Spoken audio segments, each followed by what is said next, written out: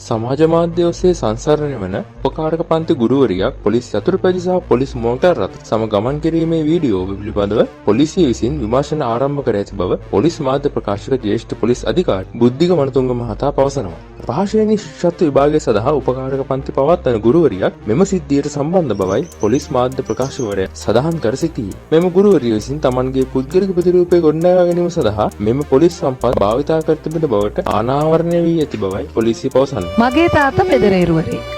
හැබැයි එයාගේ දුව අද ලංකාවක් දන්න ගුරුවරියක්.